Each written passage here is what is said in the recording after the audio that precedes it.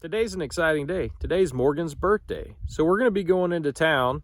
And while we're down there, we're going to take advantage of making this hour-long drive south into town. And we're going to get some stuff done.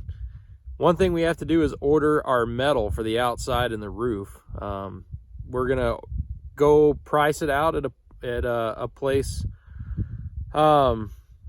just to see what their prices are. We did call and we got a rough idea, but we're gonna go look at some styles, look at some colors. We spent some time yesterday afternoon. We measured the building so we know what lengths we need the metal in. This place will, it comes in 3-foot wide pieces, and then you just give them your measurements that you need and they cut them to length. So we have all of our lengths that we need, and we'll just see what kind of price we get. Also, while we're down there, we need to buy insulation and possibly wiring. In the next couple of days, we're gonna be framing the inside walls on this thing, getting the exterior girders up, and then we'll get some insulation done and sheeting done, and we still have to sheet the roof as well.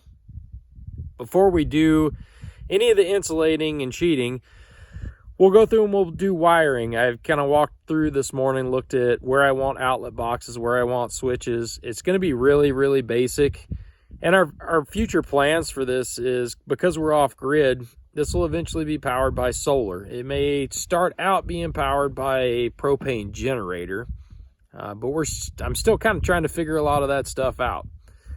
We're basically going to have wood heat, solar power in the long run, and there won't be any running water in here, but I may put in a sink and we'll just plumb it into a 5-gallon bucket below that we can dump. And then we can use either a 12-volt RV style water pump, or you can buy a foot pump or something like that just to get by for the winter. For heat, we're going to be using wood heat. And for that, we went and purchased a wood burning stove. We found it on Craigslist or Facebook. I don't really remember which one, but we got a pretty screaming deal on it. And it's like a mid-1980s model, and I believe it's pronounced Lopi.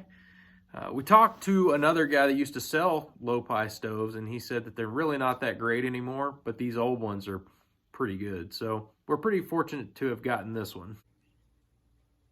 It's a model with a double door on the front of it, which scared me a little bit because it could leak in here. But we're going to take a chance on it for a few $100s and, see how it turns out. But it's in really good shape. One thing that I am going to do, I have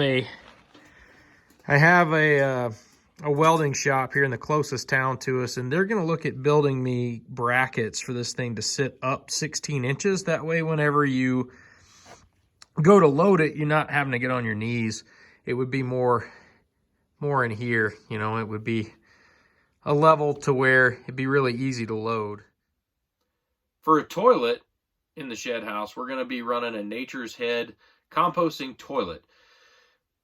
I don't really know how that's going to work out. It gets pretty good reviews online. It can't be any worse than emptying the black tank on a camper. And I've done that before.